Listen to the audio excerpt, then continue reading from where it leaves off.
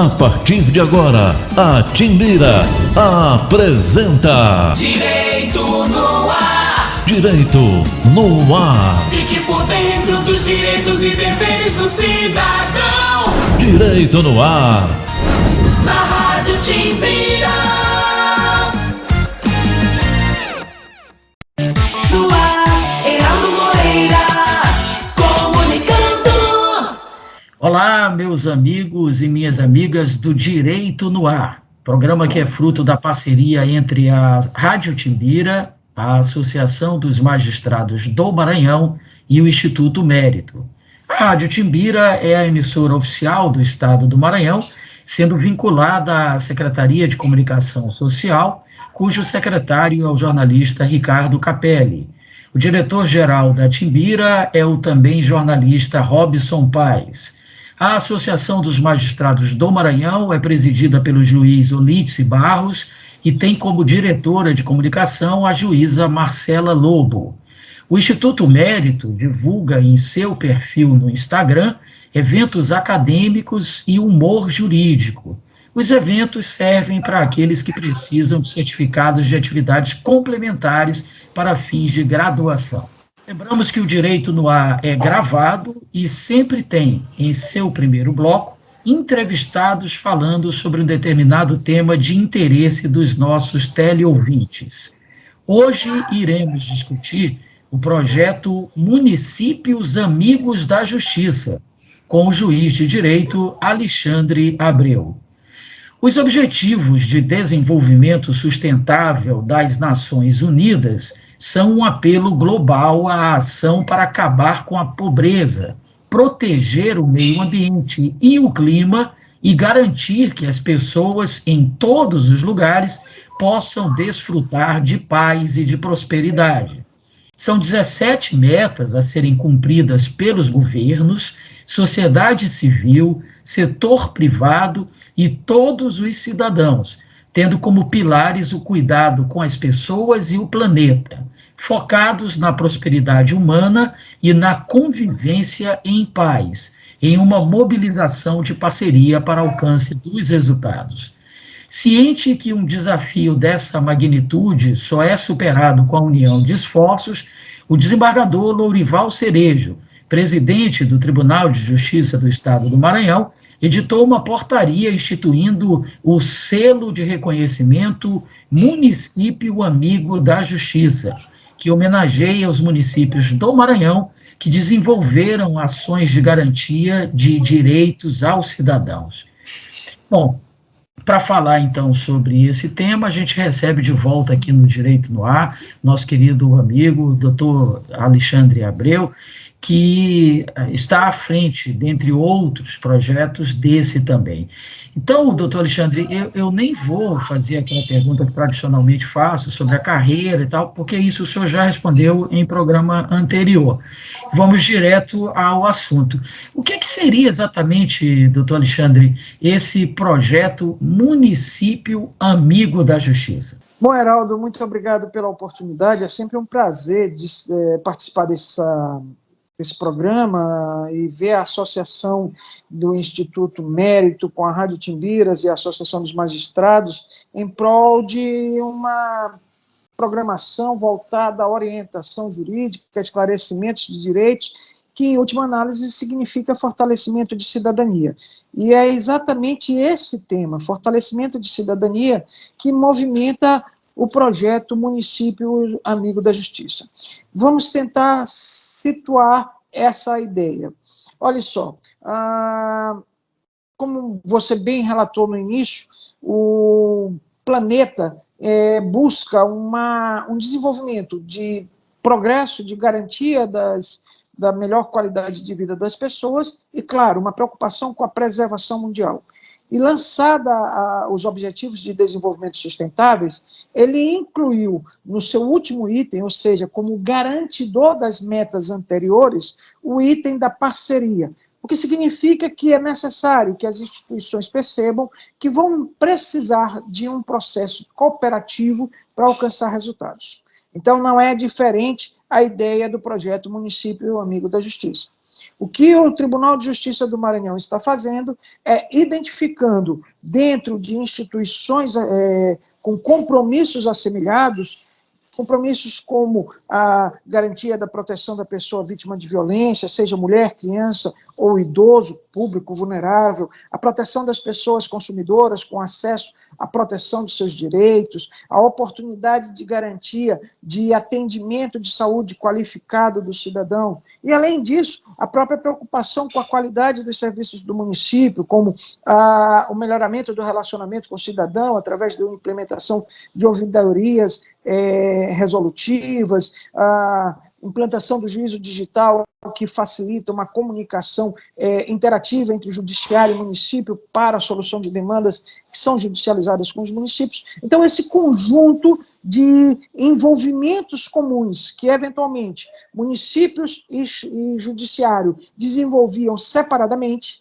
o projeto Município Amigo da Justiça busca trazer uma unificação de ações na forma de interação, ou seja, agir juntos, município e judiciário trabalhando juntos para, por exemplo, auxiliar a pessoa a ter acesso a uma videoconferência, ajudar as pessoas numa ação de busca ativa para a identificação de públicos sem certidão de nascimento, busca de pessoas que precisam promover um divórcio e regularizar a situação, ou em situação integrativa, de complementariedade, ou seja, uma instituição e outra dentro das suas atribuições, garantindo o integral direito do cidadão. Caso clássico, como nós observamos muito nessas viagens que a gente faz, é o caso das famílias que têm uma pessoa com deficiência que precisa de um processo de interdição para regularizar essa situação e legitimar o curador a buscar um benefício em favor dessa pessoa e garantir um sustento com dignidade. Então, são ações em que o município identifica público, judiciário assegura a formalização da responsabilização e devolve para o município para assegurar a oportunidade do pensionamento. Então, são ações como essas, que eventualmente seriam feitas desconexas, ou às vezes desarticuladas, ou às vezes, ainda que com boa vontade, de forma não tão eficiente, é que a gente propõe que municípios se aliem ao Poder Judiciário e a gente desenvolva ações comuns, diálogos recíprocos, envolvimento em parceria para alcançar essas questões. Então, basicamente, esse é o objeto do nosso projeto. Muito interessante. Na realidade, doutor Alexandre, a gente percebe que o Estado tentando agir de forma plena, não é? E não de forma isolada. O judiciário fazendo a sua parte, o executivo fazendo a sua parte, não. Os dois se integrando, porque, afinal de contas, todos fazem parte da mesma superestrutura, que é o Estado. Agora, esse tipo de parceria, doutor Alexandre, ela, na realidade, sempre existiu, porque eu lembro, desde da época em que o meu pai, que já é falecido, que era seu colega, era magistrado, nas comarcas em que ele atuava, a gente percebia nitidamente esse tipo de parceria, mas àquela época, anos 70, anos 80, era uma parceria meramente estrutural. A prefeitura cedia um espaço onde funcionava o fórum, um espaço onde residia o juiz. Não havia essa integração de serviços. Quer dizer, isso me parece que é uma grande evolução, não é mesmo, doutor Alexandre? Então, Heraldo, veja só, o que a gente percebe nesse isolamento institucional? No isolamento institucional, a gente não consegue, muitas das vezes, fazer a plenitude das ações, como você mesmo destacou, ou fazê-la na integralidade. Começa aqui, agora passa, agora vamos esperar o judiciário resolver, ou então, vamos encaminhar para a Secretaria de Ação Social dar uma ajuda. E essas coisas deixavam o cidadão meio que desassistido, porque não havia essa interlocução, essa interação, esse programa de ação continuada. E, de outro lado, o que a gente percebia era um excesso de gasto. O desprendimento do poder judiciário para identificar públicos sem registros e assegurar a eles a certidão de nascimento, que, de outro lado, era elemento essencial para que os municípios pudessem cadastrar em programas assistenciais, fazia com que um ou outro, né, colocasse a responsabilidade, delegasse a responsabilidade pela ausência do direito do cidadão, excluindo-se do compromisso de assegurar o pleno direito. Agora, não. O que a gente quer é que andem de mãos dadas. Então, por exemplo, tivemos visitas e experiências já acentuadas para encaminhamento desse direito quando estivemos em Itapecuru, em que o município se comprometeu a fazer uma formação nos agentes comunitários de saúde que iriam tomar conhecimento de como são direitos de cidadania e, ao visitar as comunidades nas quais eles atuam fazendo monitoramento de saúde das pessoas, poder orientar como essas pessoas vão assegurar seus direitos. E, muitas das vezes, encaminhando essas pessoas num percurso correto dentro do judiciário a ter esse direito assegurado. Às vezes, a comunicação é a maior garantia de direito que nós possuímos. Em outra ordem, quando estivemos em Alto Alegre do Maranhão, a parceria com a Secretaria da Juventude e uma busca de formação dos estudantes, dos alunos que estão sendo assistidos pela Secretaria de Saúde para orientar o cidadão no acesso aos mecanismos digitais de direito. Em Cururupu, onde funciona o Instituto de Educação do Maranhão, IEMA, que tem um curso técnico de direito, também está sendo viabilizado pelos municípios a abertura de vagas de estágio dentro dos centros de atendimento social, os CRAs, de referência de atenção social, a possibilidade de termos estudantes do curso técnico de direito orientando os direitos do cidadão, ajudando eles a ter o acesso a esses direitos. Por exemplo, hoje as ferramentas do Tribunal de Justiça permitem orientar a autorização de viagem de pessoa, de criança, pelos pais, sem precisar se deslocar até um juizado da infância e juventude, até um conselho tutelar ou outro órgão autorizado a emitir certidões. Hoje, o cidadão pode, através da internet, acompanhar a evolução do seu processo, fazer reclamações, conversar com o juiz através de um sistema virtual. Então, essas questões todas que estão à disposição do cidadão, muitas vezes ele não tem conhecimento de como fazer uso desse recurso. O trabalho Município Amigo da Justiça permite que os postos digitais de direito que os municípios venham a instalar tragam essa possibilidade de fazer com que o cidadão tenha seus direitos assegurados a partir desse movimento. Então, são ações múltiplas em direção ao benefício do cidadão, mas também em direção à melhor qualidade de relacionamento entre judiciário e municípios. Agora, doutor Alexandre, como funciona o projeto em termos formais? É preciso firmar um convênio com o município, estabelecendo quais são as obrigações recíprocas, ou funciona na informalidade? Não, a portaria que instituiu o selo de reconhecimento Município Amigo da Justiça, ela estabelece que o município faz a adesão. O que é essa adesão? O município se compromete a demonstrar que, dentro dos requisitos exigidos, investimento para atenção e inclusão social, investimentos para melhoramento do atendimento administrativo do município com relação ao cidadão, e investimentos para a solução adequada dos conflitos judicializados, são 3 eixos esse projeto, o município assina o termo, apresenta a demonstração desses investimentos e, comprovado que esses investimentos surgiram, o Tribunal de Justiça confere a ele o selo graduado, bronze, prata, ouro e diamante, de Amigo da Justiça, pelo total de investimentos que o município desenvolveu em favor desse programa. Então, é um ato voluntário, os municípios aderem, mas ao manifestar essa adesão totalmente documentada, o termo de compromisso segue a portaria do Tribunal de Justiça, ele vai ter que demonstrar que concluiu aqueles compromissos. E, demonstrado isso, o tribunal emite o selo de reconhecimento. Essa é a dinâmica formal do trabalho. A dinâmica executiva, nós estamos, a cada momento, dada a autonomia que os municípios possuem, não é? Esclarecendo como essas metas podem ser alcançadas, mas respeitando a autonomia de cada município no desenvolvimento prioritário das suas demandas. Então, por exemplo, na atenção de inclusão social, nós temos municípios que têm a necessidade de trabalhar, digamos, registro de nascimento. Outros municípios estão preocupados com o cuidado das mulheres vítimas de violência, como trazer essas mulheres para a proteção formal.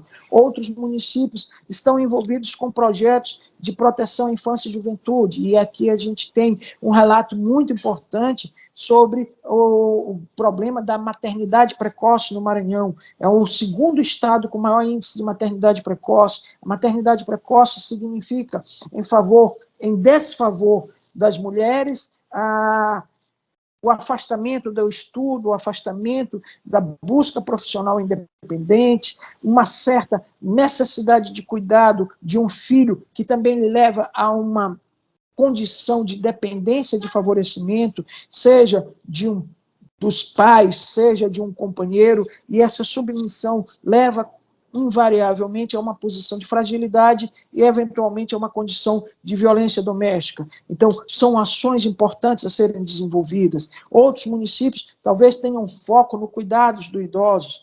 Quantos idosos nós estamos vendo aí que as famílias estão obrigando a irem para a rua para pedir dinheiro, porque a aposentadoria que o idoso recebe é toda consumida pelos aqueles que seriam seus dependentes e, na verdade, são seus exploradores. Como atuar em favor disso? Como agir em favor de comunidades afastadas, isoladas e carentes? Então, essas ações sociais vão ser, dentro da autonomia e necessidade de cada município, ponderada, considerada como ações de inclusão de direito e avaliado o município, até mesmo respeitando, insisto, a autonomia de cada um.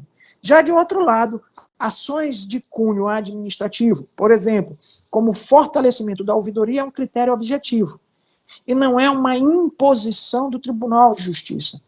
Quando nós definimos as exigências dos requisitos para o prêmio, o selo de reconhecimento Município Amigo da Justiça, nós fomos atrás das legislações que atribuem ao Executivo Municipal funções a serem desenvolvidas. Então, por exemplo, a lei que institui o marco da internet no Brasil disciplina que os municípios devem implementar as políticas de acesso e orientação do uso das ferramentas da internet. Então, nós não estamos criando uma atribuição para o município, apenas reconhecendo que o município que desenvolve essa obrigação legal já está garantindo um selo de reconhecimento, merecendo seu selo de reconhecimento. A Lei 13.460, que assegura o direito dos usuários do serviço público, estabelece que os municípios devem ter ouvidorias como instrumento de mediação de solução de conflitos, com capacidade resolutiva. Então, nós não estamos criando uma atribuição nova ao município. Nós estamos prestigiando os municípios que transformaram suas ouvidorias, e quando você acessa qualquer site de município do Maranhão, você vai ver que ele tem um espaço lá de ouvidoria, apenas ela não atua com a qualidade resolutiva que o Tribunal de Justiça pleiteia para oferecer o reconhecimento do selo. Então, isso são medidas de demandas administrativas, objetivas. Essas daí, é claro, podem os municípios, na sua autonomia, criar até outros mecanismos mais tão eficientes quanto, mas esses são essenciais. E na área judicial, 2 temas são bastante importantes para o município.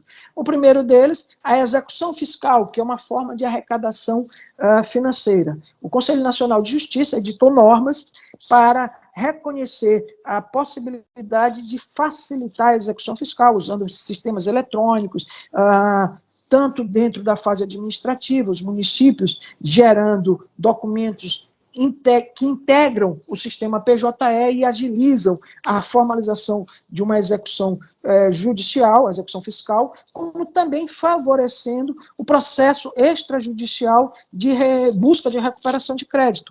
com protestos e outras ações junto aos cartórios extrajudiciais. Então, essas medidas têm algum caráter mais objetivo. A outra questão, Heraldo, também importante para que o município perceba que o judiciário é parceiro, não é? É a questão das demandas judiciais. Nós estamos propondo que os municípios façam a adesão ao juízo 100% digital.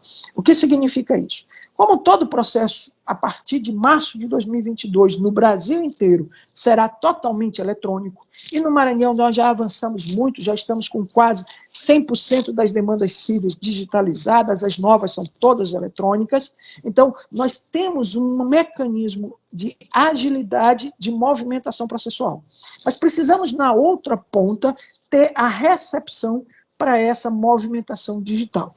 Então, o que nós estamos querendo com o município? Queremos que os municípios façam a adesão, lançando no sistema eletrônico do Tribunal de Justiça seus endereços eletrônicos. E, ao fazermos isso, nós poderemos iniciar com facilidade uma comunicação proveitosa para a solução de conflitos. Explico. Muitas vezes, nós recebemos demandas em face de municípios pedindo providências de saúde com urgência. E quando a gente fala urgência, a gente não tem muito tempo para decidir sobre esse processo, tem que ser imediato. Se eu fosse, nos meios tradicionais, pedir uma informação do município para saber como é que está a situação desse jurisdicionado, no caso, paciente em necessidade de um procedimento de saúde, eu ia demorar talvez até 15 dias para conseguir conversar com o município e receber de volta uma informação. E a justiça não teria, e em especial esse cidadão, não teria 15 dias para esperar. Então, no mecanismo de aproximação eletrônica, o juiz pode pedir para, em 24 horas, o município, por meio eletrônico, devolver uma informação que esclareça qual decisão o juiz pode tomar que seja a melhor possível para esse paciente. Então, a integração dessa parceria, essa força de união, é benéfico exatamente ao munícipe, ao usuário do serviço da justiça e do serviço municipal. Então, a gente vê nisso mecanismos e ferramentas para que se garanta ainda mais respeito às pessoas e, em última análise, dignidade e cidadania. Eu acho que, em termos práticos, operacionais, concretos, o senhor fez uma longa explanação, mostrando detalhadamente várias possibilidades. É um negócio gigantesco. Eu imaginava que era bem menor o projeto, ele é muito abrangente. Agora, me parece também, doutor Alexandre, eu gostaria que o senhor comentasse sobre essa ótica filosófica, teórica. Me parece claramente que o judiciário está tendo uma mudança de postura, porque o judiciário, que até então era passivo e era obrigado a isso por força do princípio da inércia, que é um princípio importantíssimo, porque garante a imparcialidade, inclusive, dos magistrados, porque a partir do momento que o judiciário não se movimenta enquanto não for provocado, ele está demonstrando que não tem qualquer interesse. Mas esse princípio da inércia, ele serve para as relações privadas, individuais, não para o atendimento do todo, da coletividade, da municipalidade, como o senhor está colocando. Então, essa mudança de postura, o judiciário indo atrás das soluções, fomentando soluções, passando de passivo para ativo, não quebra de maneira nenhuma o princípio da inércia, não é isso, doutor Alexandre? Então, Heraldo, essa questão é bastante oportuna. Nós precisamos entender, já faz algum tempo, desde a Constituição de 88, e em especial nas leis subsequentes a assegurar os direitos fundamentais previstos na Constituição de 88, que a visão do judiciário inerte começou a ter algumas modificações. O Estatuto da Criança e Adolescente estabelece que o Poder Judiciário, o Ministério Público, deve trabalhar no incremento de uma política pública de proteção. Então, quando eu falo que o judiciário deve trabalhar numa política pública de proteção à criança, eu não posso transformar o judiciário em um gestor público. Mas sim, e aqui muito bem trazido a alteração da lei de introdução às normas de direito brasileiro, e eu recomendo profundamente a leitura dessa lei, muita gente não considerou a intensidade de sua força, em dizer que o juiz, ao definir políticas públicas, não está obrigado a fixá-las individualmente. Ao contrário, ele deve buscar sentar com gestores públicos, e aí vem situações como audiências públicas para identificar as diversas nuances das demandas sociais, suas repercussões, seus diversos atingimentos, porque às vezes a gente olha só dois lados, aquele que pede, aquele que cumpre, e não percebe a extensão das pessoas envolvidas. Então, todas essas novas mudanças de contenção, de garantia de direitos, em primeira ordem, garantia de direitos em primeira ordem. Em segunda ordem, contenção de demandas, porque se o direito é garantido originariamente, você não precisa judicializar, não é? Então, todas essas questões extrapolaram o limite da inércia do judiciário de esperar. Nós hoje estamos adotando uma conduta, tá? Não mais de tratar o conflito, mas de se preocupar em como conter o conflito. Então, nós temos hoje o judiciário, por exemplo, recomendando políticas para a atenção aos dependentes químicos, recomendando políticas para a atenção às pessoas que necessitam de transplantes de órgãos, mas essas recomendações, e isso parte, inclusive, do Conselho Nacional de Justiça, quando você olha lá medidas como a audiência que é realizada com a pessoa logo depois que ela é presa, para verificar se está tendo o cuidado e a atenção e o tratamento, entre outras medidas, as medidas de proteção das mulheres vítimas de violência, que hoje já se compreende como extensivo ao idoso e também à criança, como a questão de afastamento do lar, pagamento de pensão, proteção financeira, com inclusão em programas assistenciais, elas não são uma questão meramente de atuação jurisdicional nos limites estritos da lei de proteção, mas já de política pública de atenção à pessoa. Então, esse entrosamento é muito bem articulado, muito perfeito. O que nós precisamos entender, Heraldo? O judiciário é hoje um instrumento de diagnóstico das deficiências da política pública. No momento em que eu percebo que há um grande número de pessoas, e isso já foi constatado, que dentro da área de saúde está sofrendo de desatenção, por exemplo, o caso do autismo, quantas e quantas demandas judiciais foram propostas determinando que os planos de saúde bancassem um tratamento especializado para as crianças portadoras do espectro autista. Isso fez com que a política pública dos planos de saúde mudasse para incluir esse tratamento. Na rede particular, as decisões judiciais sobre a colocação de stents farmacológicos, ou seja, com menos rejeição orgânica, nos pacientes que precisavam de implantação desse mecanismo para desobstrução de artérias, fez com que a política pública de saúde alterasse seus critérios. Então, quando a gente tem um instrumento como o judiciário que recebe o reclame social contínuo, de massa, sobre a necessidade de providências, é a hora de judiciário e executivo, judiciário e legislativo, ou os três juntos, se unirem e perceberem que remediar não é a solução, mas sim prevenir. E o que nós estamos fazendo é exatamente esse trabalho, identificando demandas de ordem massiva, de ordem de atingimento de grande parte da população e convidando o poder público nas suas demais esferas, executivo, legislativo, para trabalharmos no melhoramento das condições de vida. Eu acho que nós amadurecemos a Constituição de 88 e, sem romper a autonomia, estamos cada vez mais harmonizando os serviços dos poderes públicos. É uma pena, mas a gente atingiu o nosso limite de horário, porque a conversa com o doutor Alexandre é muito rica sempre, porque você percebe duas coisas na fala do doutor Alexandre. Primeiro, que ele conhece profundamente o que ele está falando, e segundo, ele é apaixonado pelo que ele está falando.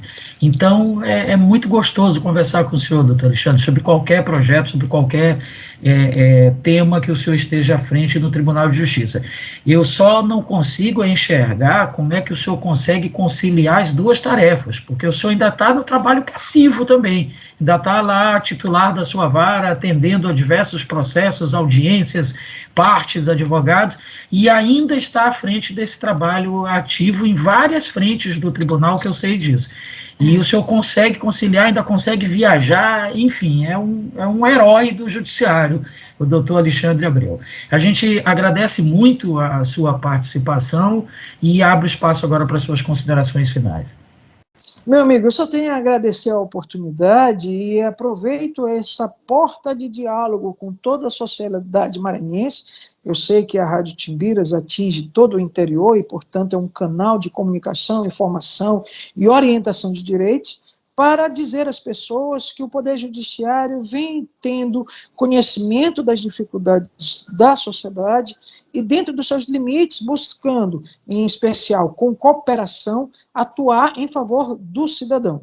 Quero que todos que nos ouçam aproveitem a oportunidade e batam a porta do seu município e digam, olha, nós ouvimos alguém do judiciário dizendo que quer fazer parceria para garantir direitos. Então, o que o município vai fazer? Afinal de contas, o cidadão deve ser o primeiro a reivindicar o respeito de seus direitos. Contamos com a colaboração de todos e nos colocamos à disposição para, a qualquer momento, voltarmos a bater um novo bate-papo. Com certeza. Faremos agora um rápido intervalo, mas logo estaremos de volta com o seu Direito no Ar. Continue conosco. Estamos apresentando Direito no Ar. Direito no Ar. Fique por dentro dos direitos e deveres do cidadão. Direito no Ar. Na Rádio Timbira. Gente, o bicho tá pegando. A nova variante faz vítimas de todas as idades. Os jovens estão morrendo também. Então, é preciso que você entenda. A situação é grave e está longe de acabar. Não se engane. Se você já pegou o vírus, pode pegar de novo. Por isso, se cuide, proteja sua família. Evite aglomerações, use máscara, mantenha as mãos limpas. Essa luta tem que ser de todos nós. Governo do Maranhão. Estamos de volta. Direito no Ar. Direito no Ar. Fique por dentro dos direitos e deveres do cidadão. Direito no Ar. Na Rádio Timbira.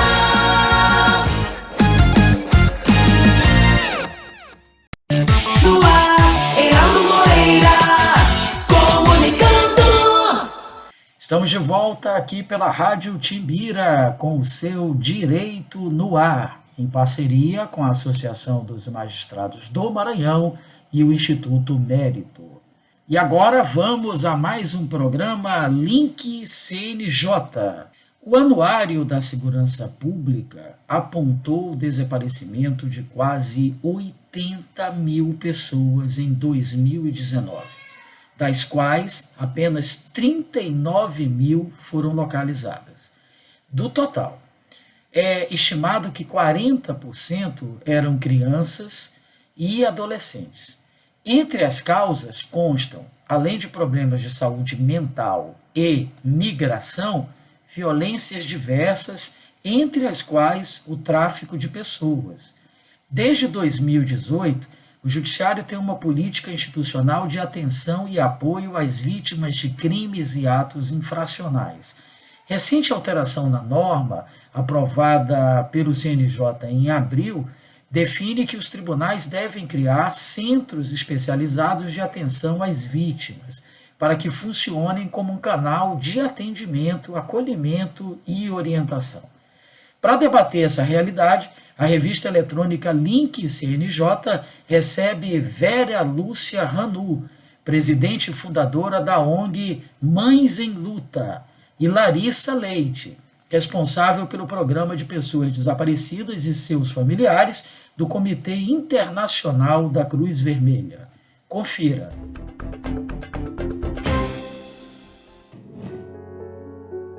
Os números impressionam. De acordo com o Anuário Brasileiro de Segurança Pública, quase 63 mil pessoas desapareceram no Brasil em 2020. Entre 2007 e 2018, foram mais de 800 mil casos, 8 desaparecimentos por hora. A filha de Ivanise entrou para esta estatística terrível. Foi o ponto de partida para a criação de uma ONG em São Paulo.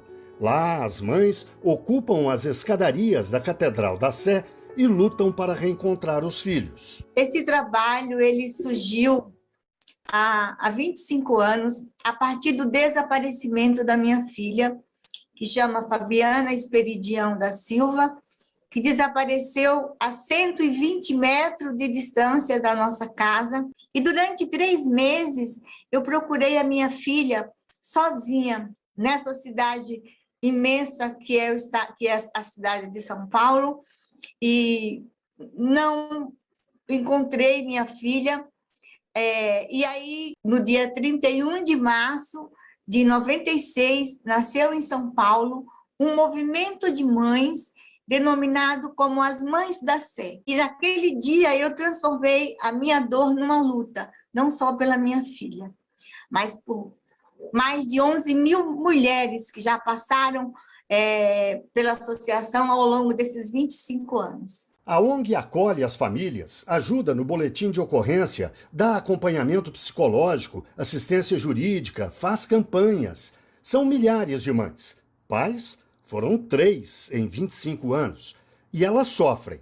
Muitas são abandonadas pelos maridos, perdem o emprego porque passam dias, semanas, meses, anos à procura dos filhos. Fazem dívidas, ficam doentes. O desaparecimento, ele deixa sequelas irreparáveis, né? A primeira sequela que o desaparecimento causa numa mãe, porque a mãe é a pessoa que mais sofre, ela que busca o filho incessantemente, de dia, de noite, ela que vai na delegacia, que vai no IML, ela que vai para as ruas, né? Então, a primeira sequela que o desaparecimento causa é o desequilíbrio emocional. A depressão é a primeira sequela que aparece numa mãe que tem um filho desaparecido, seja ele criança ou adulto. Quem perde o filho, muitas vezes, perde também a confiança em autoridades. A ONG Mães da Sé faz parcerias com o Ministério Público, com conselhos tutelares, varas da infância e da juventude, mas aponta deficiências no serviço público, reclama de falta de atenção e de empenho. Em 2010, a CPI do desaparecimento de crianças e adolescentes da Câmara dos Deputados indicou que, além de estrutura, falta uma política de comunicação entre as polícias estaduais brasileiras. Segundo a CPI, era necessário criar delegacias especializadas. Na área do sistema de justiça, o CNJ enfrenta os problemas com a Resolução 253, de 2018.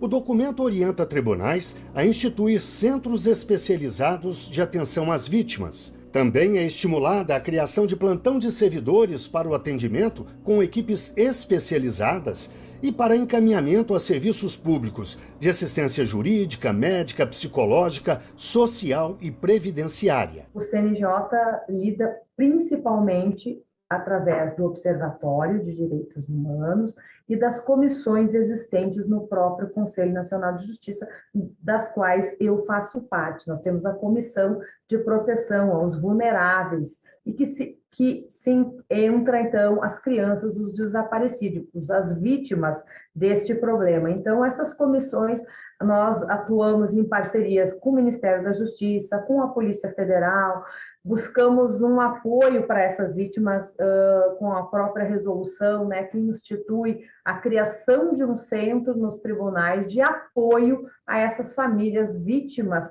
deste problema grave que é o desaparecimento das crianças e dos adolescentes, de todos que são vítimas do tráfico, enfim, dos desaparecidos. Elas ainda cobram mais apoio, mas não desistem. O meu coração de mãe diz que a minha filha está viva. Então, o que me mantém viva é a certeza de que um dia eu vou encontrar a minha filha. Nesses 25 anos, eu já encontrei mais de 5 mil pessoas, né? Aí você fala assim para mim, mas Ivanise, 5 mil pessoas e 25 anos de trabalho é um número muito pequeno. Realmente é um número pequeno. É um trabalho de formiguinha. Mas eu vejo a minha filha em cada uma dessas pessoas que eu consegui devolver para sua família. E vamos além, vamos avançar um pouco mais nesse assunto. Eu converso agora online com Vera Lúcia Ranu e com Larissa Leite. Muito obrigado às duas pela participação no programa. Eu começo com uma pergunta para a Larissa.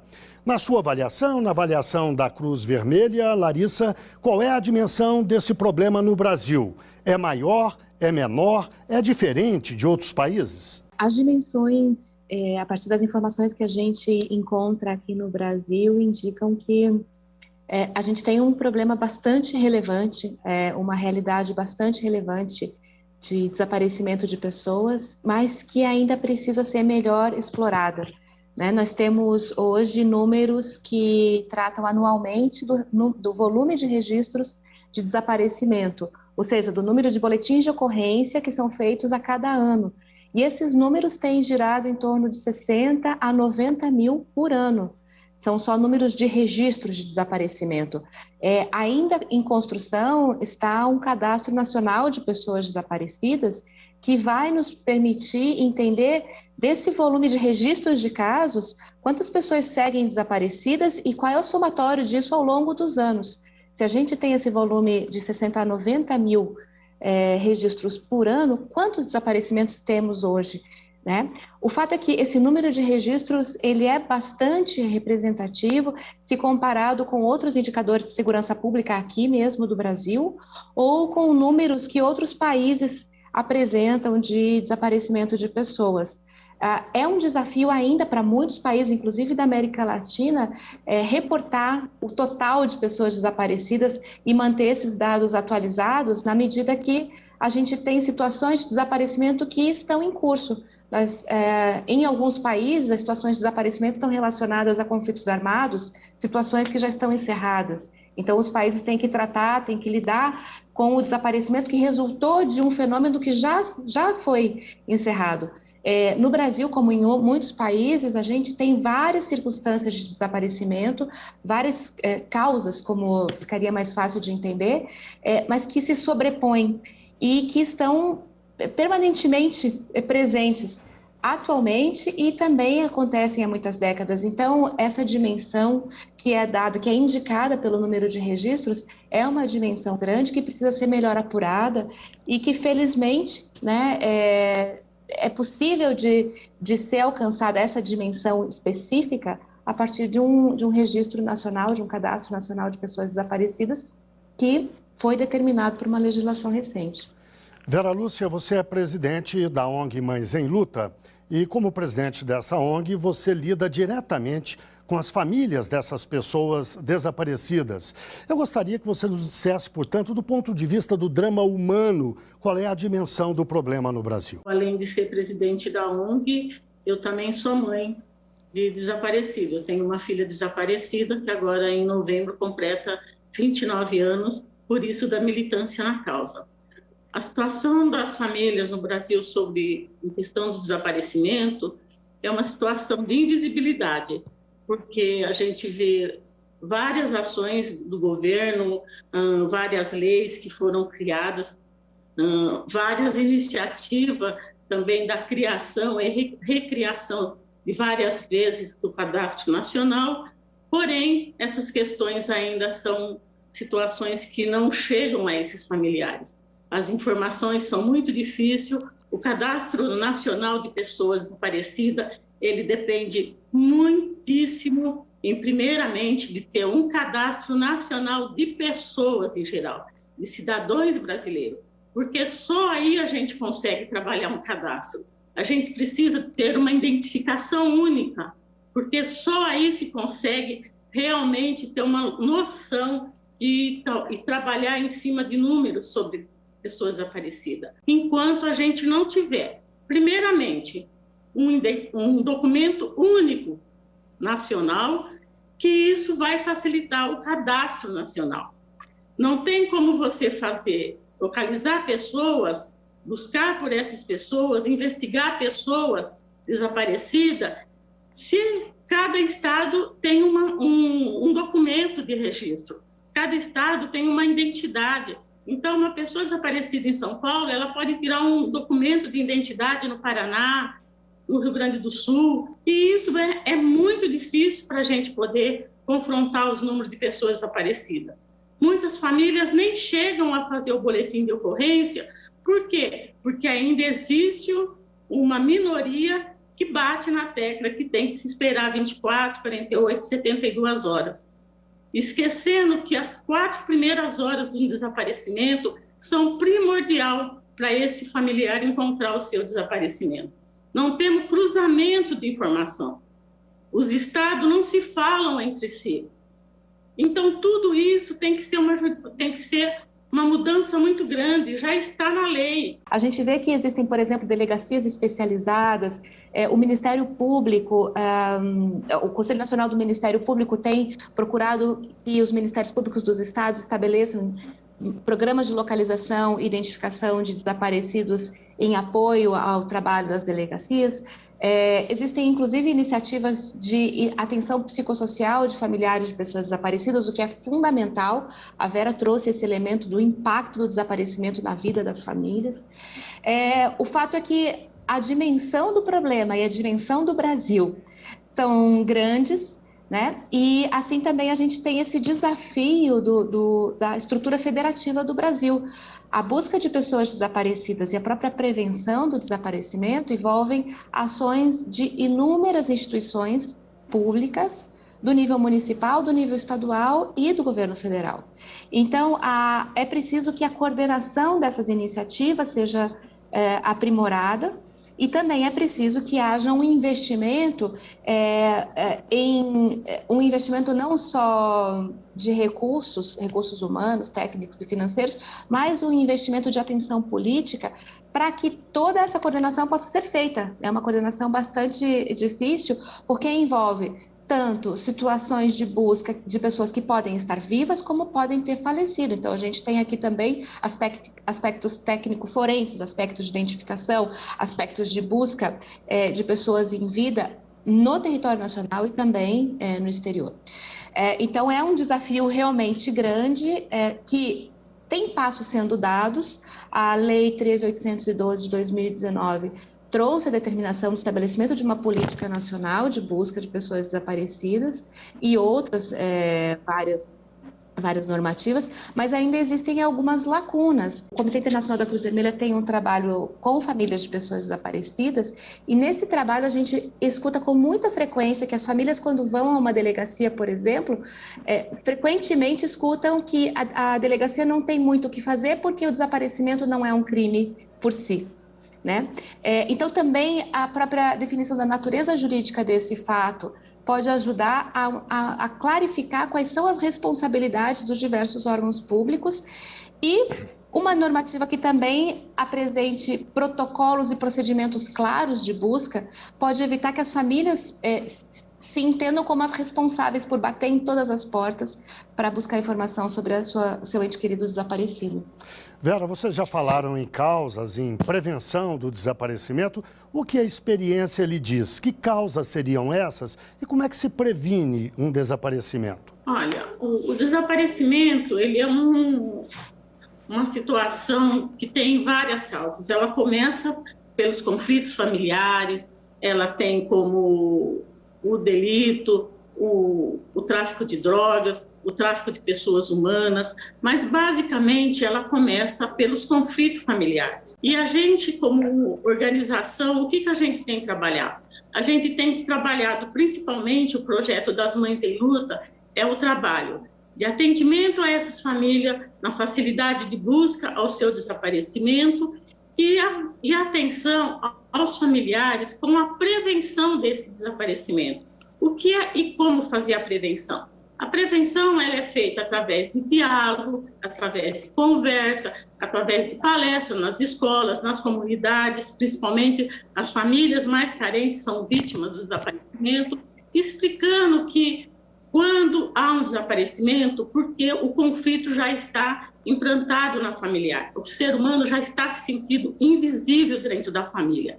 Então, que as famílias passem a dar mais atenção aos filhos pequenos, principalmente na idade ali dos 7 até os 18 anos, que é uma idade de desaparecimento muito frequente, que é o mais fácil de ser aliciado, tanto pelo crime organizado, pelo tráfico humano, com promessas, né, de enriquecimento, com promessas de uma vida melhor do que ele vive. Então, isso vai gerando naquela pessoa uma necessidade tão grande de sair daquele âmbito familiar que só lhe causa sofrimento em busca de algo melhor. Só que esse algo melhor vai trazer mais sofrimento para ele próprio e principalmente para a sua família. Bem, eu quero fazer uma última pergunta. As duas começo pela Larissa. Este é um programa do CNJ, veiculado pela TV Justiça. Eu acho que seria interessante a gente dizer qual é o papel que vocês esperam exatamente do sistema de justiça e do CNJ nesse drama. O Conselho Nacional de Justiça, por ter toda a coordenação relacionada não só aos serviços do Poder Judiciário, mas também relacionados a cartórios, tem um papel enorme aí na gestão da informação sobre pessoas falecidas, porque o que a gente também observa é que as pessoas desaparecidas podem ter falecido e muitas vezes não terem sido identificadas no momento do seu falecimento, o que consequentemente leva ao fato de que sua família não foi informada pelo seu falecimento. Ou então são pessoas que faleceram identificadas, mas sem conhecimento da sua família. Portanto, são aqueles falecidos não reclamados e que é preciso também ter uma boa coordenação dessas informações com o banco ou registro de pessoas desaparecidas para que essas informações se cruzem e essas pessoas não fiquem desaparecidas nos sistemas do poder público, né? Para além disso, o que a gente observa é que o Conselho Nacional de Justiça tem uma representação no Comitê Gestor da Política Nacional de Pessoas Desaparecidas, que foi recém-criado. Então, esse papel de que esses representantes possam levar para dentro do Conselho Nacional de Justiça essa discussão e identificar quais são as contribuições que o Poder Judiciário pode dar, tanto para a política nacional quanto para a atenção de familiares, é um processo que a gente tem uma expectativa que seja muito construtivo, né? E que possa, de fato, movimentar todas as estruturas do Poder Judiciário, inclusive na proposta de aperfeiçoamento legislativo. Quanto família, eu acho que a facilidade do familiar chegar a ser atendido, de ser ouvido, de expressar suas necessidades e principalmente de poder contar com o sistema, com as condições que eles puderem. É muito difícil para um familiar entrar nesse processo de morte presumida, é muito, além de ser muito sofrido o familiar, é muito burocrático também, você entendeu? As famílias normalmente são famílias carentes, são famílias que muitas vezes não têm nem o dinheiro da condução para chegar a um órgão público e bater com a porta na cara e não ser atendido. Então, a gente precisa com que ele dê atenção, ele dê um atendimento humanizado a isso. Temos que também pensar que a gente tem que fazer uma reciclagem, principalmente nesses órgãos que trabalham, e uma reeducação no atendimento, principalmente de quem atende e para que está ali para atender, entendeu? Porque quando a gente se barra buscando uma porta aberta para fazer uma reclamação, buscar um adquirido, buscar um documento, a facilidade tem que estar ali pronto, de imediato.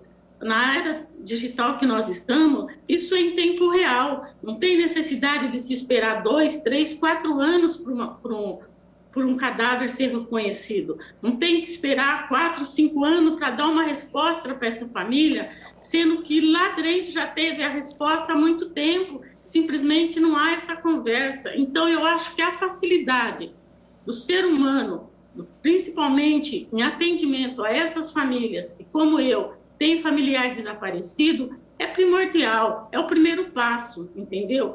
E a gente tem que contar também que a gente não quer que não seja, por exemplo, um desaparecimento programado. Olha, você tem 5 anos para fazer isso, você tem 6 anos para fazer isso. Não é isso que nós queremos. Nós queremos que conte a partir da data, principalmente eu, como várias famílias que temos filho desaparecido aí há 20, 30 anos, que não entra no sistema novo, que seja assim, que seja ali, está dentro do sistema, que a gente ainda tenha a esperança de encontrar, seja convite ou não, mas a gente precisa dessa resposta. A gente não vive, a gente simplesmente sobrevive diariamente com essa dor em busca de uma resposta. E eu acho que isso, o sistema pode nos fortalecer. Ele pode nos dar um tempo razoável de busca, numa resposta junto com o Ministério Público, com a Secretaria de Direitos Humanos, ela tem esse poder de ter essa informação muito mais rápida do que a gente, como pessoa, além de humilde, totalmente desmotivada, totalmente emocionalmente abalada há anos e anos, buscando essa resposta. Bem, chegamos ao fim da nossa entrevista. Eu agradeço mais uma vez a participação da Vera Lúcia Ranu, presidente fundadora da ONG Mães em Luta, e também de Larissa Leite, responsável pelo Programa de Pessoas Desaparecidas e seus familiares do Comitê Internacional da Cruz Vermelha. Muito obrigado, portanto. Você conhece o nosso quadro Uma História? Aquele momento em que um juiz ou uma juíza conta um caso que marcou a carreira dele ou dela. A história de hoje se passa no Mato Grosso do Sul, fronteira com a Bolívia e o Paraguai, região onde desaparecimentos são muito comuns. E o desembargador Francisco das Chagas Lima Filho teve de lidar com um caso muito difícil que tem apelo emocional e gera conflitos na consciência do próprio julgador, mas envolve também ética e objetividade jurídicas. O caso concreto é de um trabalhador que estava no alojamento da empresa, esse caso específico, né? Mas que tinha alguns problemas ligados às faculdades mentais. Ele realmente tinha esses problemas e às vezes ele tinha crises, né, em decorrência dessa patologia. E agravando a isso, ele tinha um vício do alcoolismo. Mas ele conseguia trabalhar, tinha discernimento, tinha crises, mas conseguia trabalhar normalmente. Ele estava no alojamento na hora de repouso, descanso, e teve uma dessas crises e saiu correndo e embrenhou-se na mata. A empresa, é bom que se diga, né, ela tomou as providências necessárias, mobilizou todo aquele pessoal que estava ali para procurar o rapaz. Fez uma ocorrência policial, comunicou à família e deu todo o apoio à família para a localização. Infelizmente, até ontem, pelo que eu fiquei sabendo, ele não tinha sido localizado. Em decorrência disso, a mãe do rapaz entrou com uma ação de reparação de danos, em decorrência desse desaparecimento. Eu fiz um voto, estudei, eu confesso que demorei um pouquinho, né, para me convencer, na verdade, se a empresa não seria responsável objetivamente por esse desaparecimento. E aí, diante dessa realidade concreta deste caso, o meu voto foi no sentido de que a empresa não tinha responsabilidade indenizatória pelos danos que são presumidos, né? Uma mãe perdeu um filho numa situação tão trágica dessa, o dano é presumido. Mas, infelizmente, eu entendi que a empresa não poderia ser responsabilizada, já que ela não se omitiu, né? Embora reconhecendo o dano de natureza moral. E até talvez material, porque se esse filho era rimo de família, evidentemente que não se criava essa mãe. E essa decisão foi confirmada agora, né, há pouco tempo, pelo TST. Existem posições contrárias a essa nossa. Existem decisões, inclusive, que nessa hipótese a responsabilidade independeria de culpa. Portanto, ela seria objetiva. Eu, com todo respeito, penso que não, né? Porque se a empresa protege o trabalhador, lhe fornecendo um alojamento seguro, alimentação, enfim, e ao tomar conhecimento, foi minutos após isso que ela tomou todas as providências de busca, ela adota todas as providências para tentar localizar o trabalhador, ela demonstra, antes de mais nada, respeito com esse trabalhador e com a família, me parece isso. E segundo, ela está cumprindo exatamente o seu dever, que é o dever de proteção, que é inerente ao contrato de trabalho. Na verdade, a gente, enquanto julgador, às vezes tem conflitos, né? É natural, porque somos, antes de sermos julgadores, somos seres humanos, acima de tudo, né? Então, agir com a ciência do processo e com a consciência de ter cumprido o meu dever enquanto julgador. Eu confesso que foi essa a visão que eu tive. Mas, volto a repetir, ele me sensibilizou bastante. Porque eu me coloquei também no lugar daquela mãe que recebe a notícia em casa que seu filho tinha, né, se evadido, tinha sumido e ela jamais o encontrou. Esse drama do desaparecimento, né, a gente vê aí, né, todos os dias nos noticiários da mídia, é um drama realmente muito difícil. E a gente destaca que, caso você queira participar do nosso programa, apesar dele ser gravado, você pode fazê-lo com suas críticas, dúvidas ou sugestões pelo nosso e-mail amaimprensa@gmail.com. AMA, imprensa, tudo junto, amaimprensa, @gmail.com.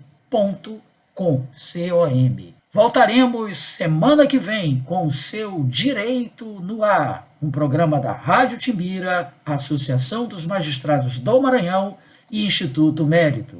Até lá e muito grato por sua audiência. Você acabou de acompanhar mais uma atração da Timbira AM. Direito no Ar. A primeira do Maranhão. Timbira.